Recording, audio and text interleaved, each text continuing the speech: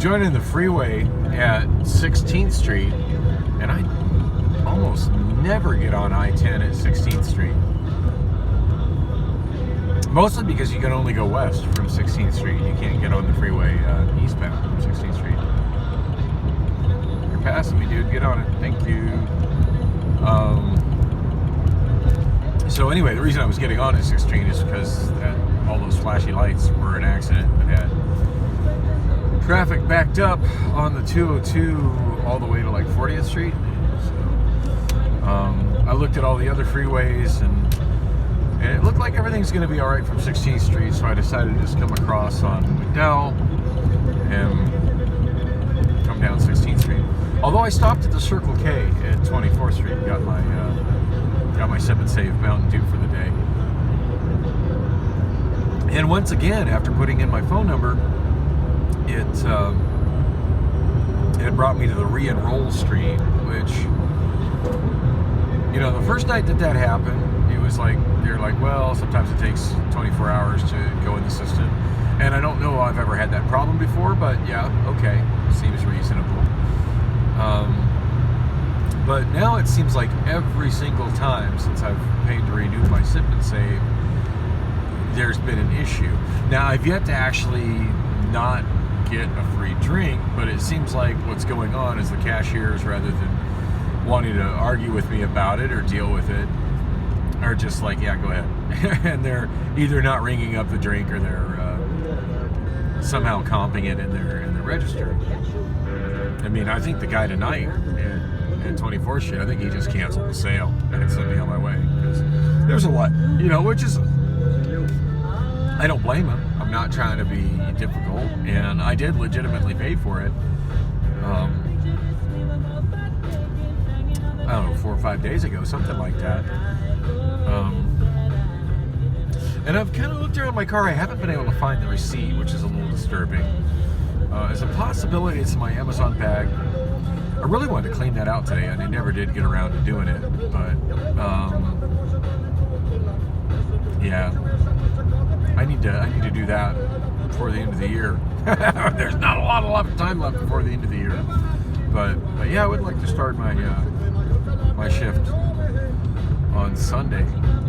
Go to work with a clean bag and just get all the extra receipts and crap out of my bag. I do have one random label from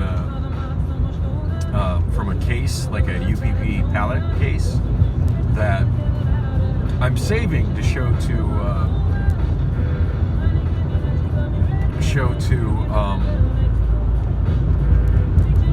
Dustin, my main area manager, on my next stand-up with him, which won't be tonight. It should be Chris tonight. Providing there's even an AM in my area tonight, from what I heard. Last Wednesday, I didn't work last night, but the last night I worked, which is Wednesday night, we didn't have an area manager at all. So, which might explain why I got put on TDR in such a hurry, which is fine. Like, I'm glad I got the experience. At this point, I feel really confident to come in and do it.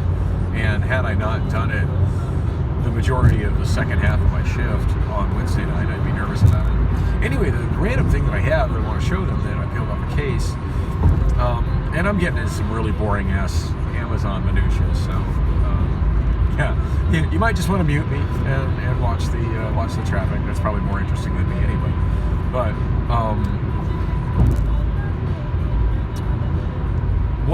what happens on occasion is the labels that are printed, which track the moving of each UPP palletized case, whether it's a pallet of totes or whether it's a palletized case, which is basically a UPP base with a bunch of boxes on it, and then there's like I don't even know what the hell it's made of, like a plastic box, for better of a better term, that goes and wraps around it, and then a lid on top of that. The label that's put on the side of it, and apparently every site does it differently, and based on the way the software works, I guess I would imagine the Amazon standard is to put two labels on every case, but we put 4. And I think that kind of has to do with the fact that we're the main IXD, which stands for Crossbound Dock. As I've said before, we're not an actual fulfillment center at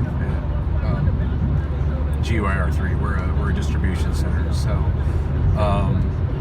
I get the feeling like we're the main one for pretty much the entire western United States. So,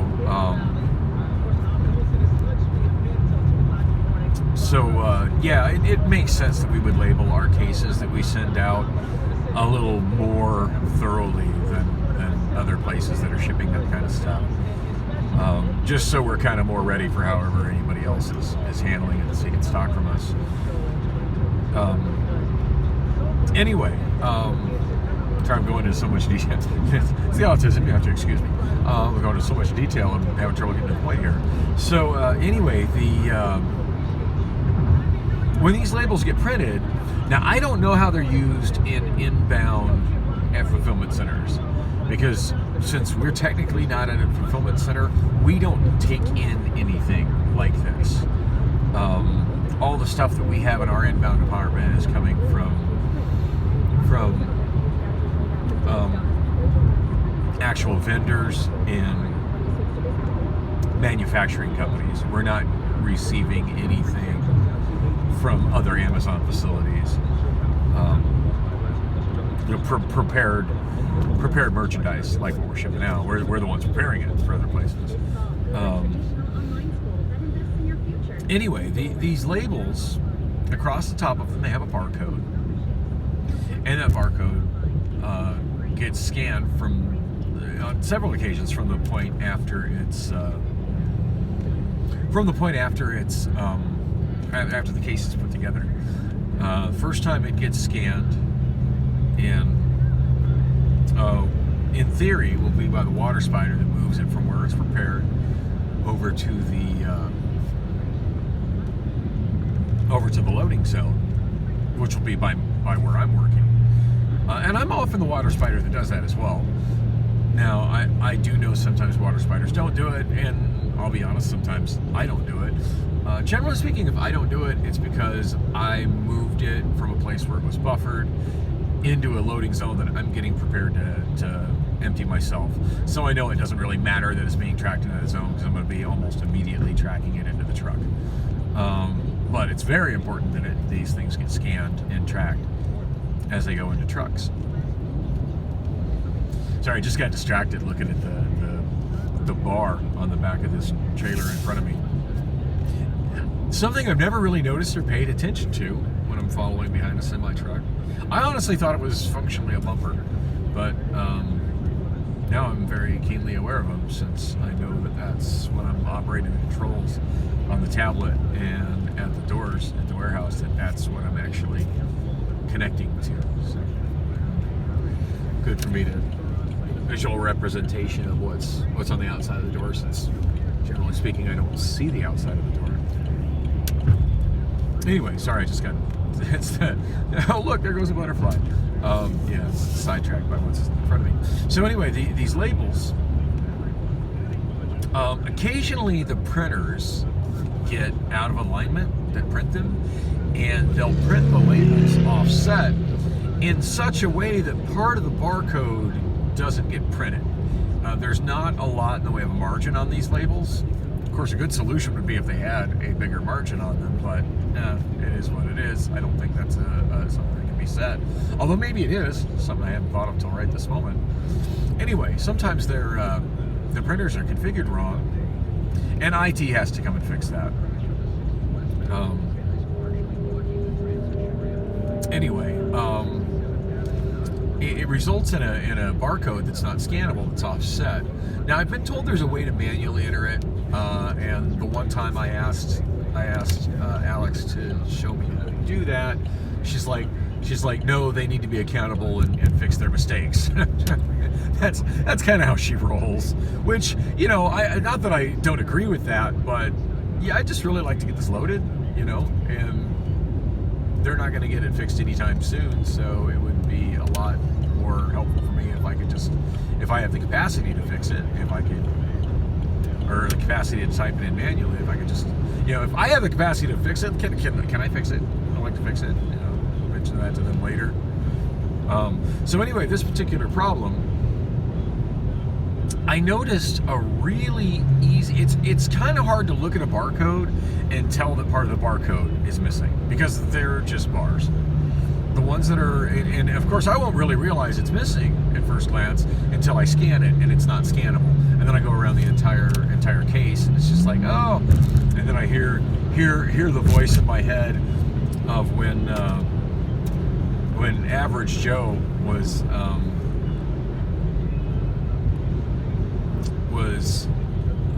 in the hospital in the movie, the Mike Judge movie,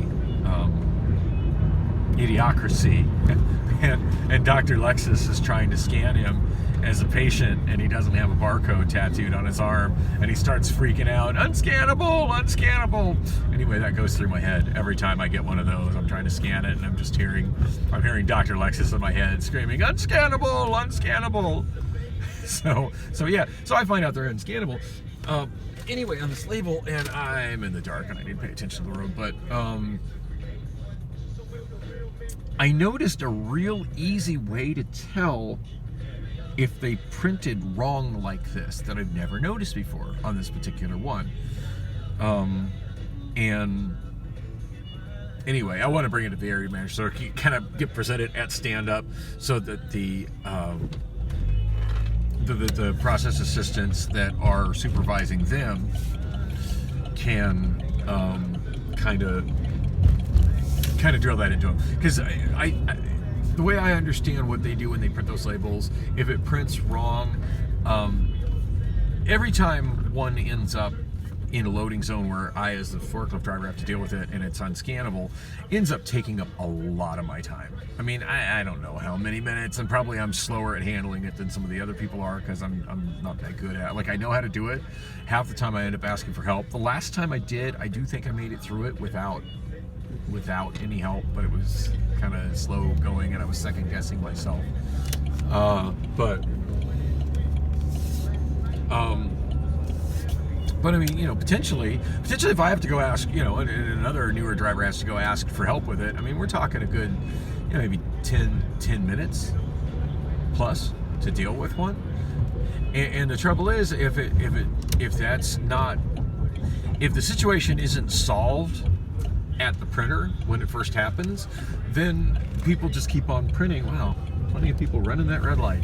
Then of course people keep on printing with this printer that's out of alignment. So those cases end up going to all the drivers. The day I had the one that I peeled this label off of, I actually had two that day, and I mentioned it to another driver and they said they had quite a few as well.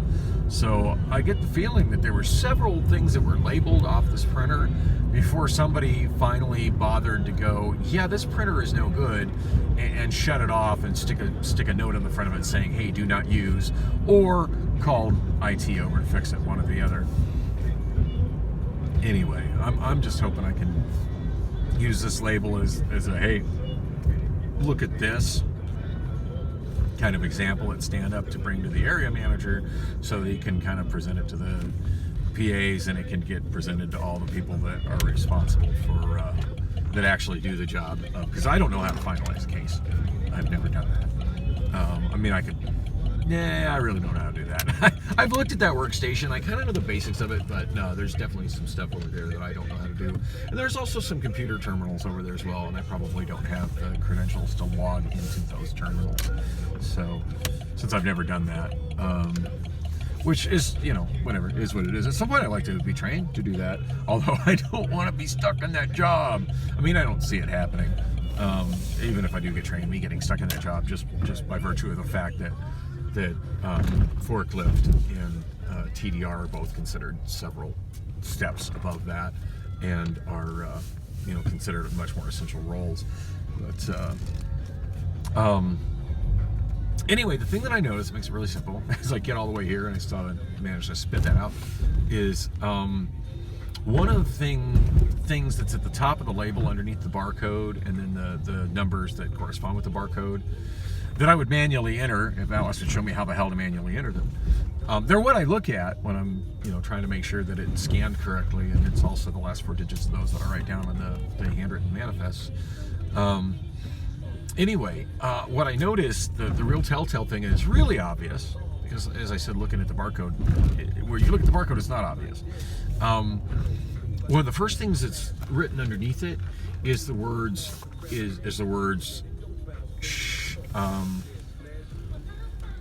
ship to, or maybe it's ship by.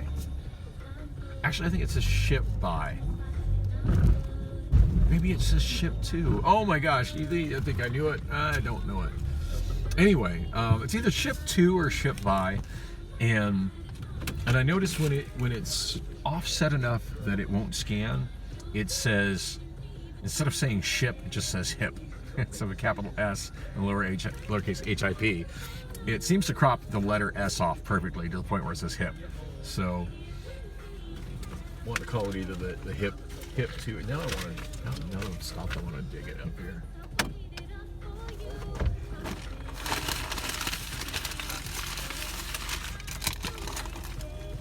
I know it's in this bag here. I was trying to clean my bag up a little bit before heading out, because it's a train wreck, all the crap I got in here. And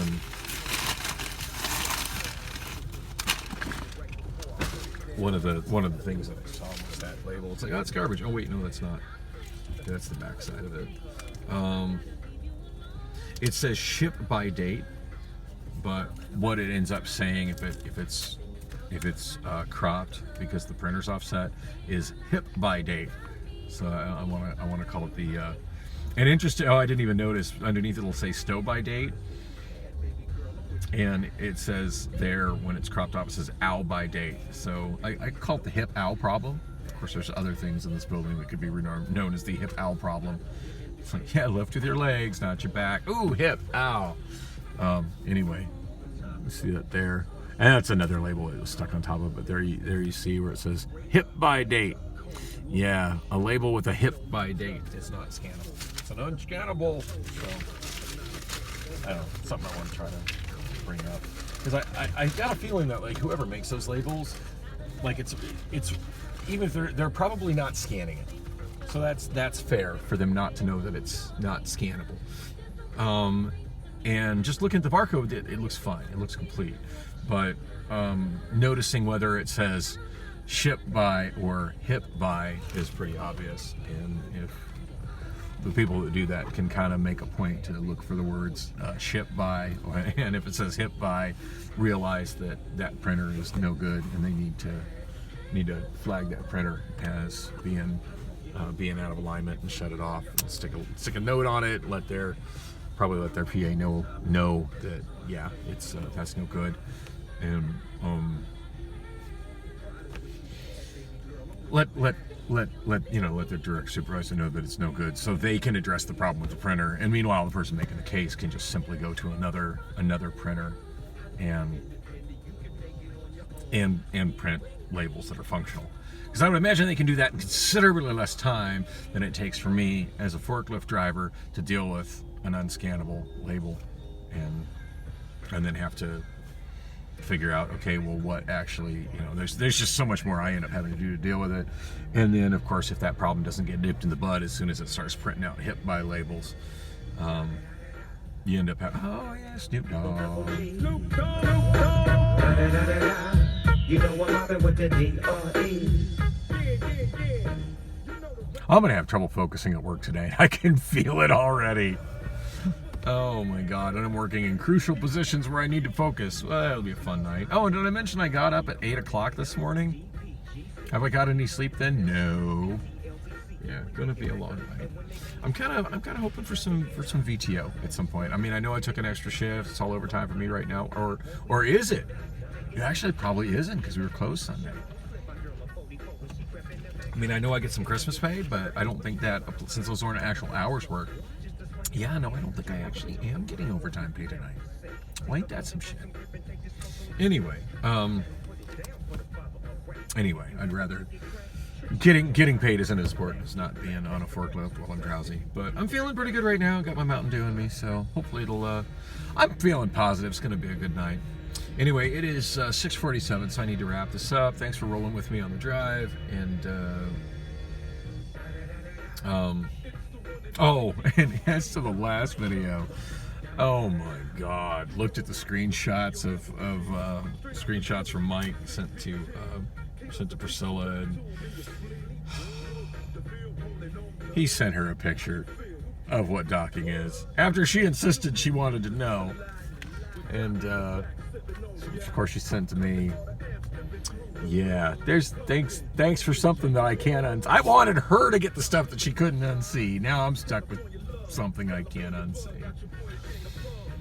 Anyway, I'm sure in the next week of doing TDR, I'll have a lot of fun with references to docking and disturbing any young associates, young heterosexual associates that don't know what that is.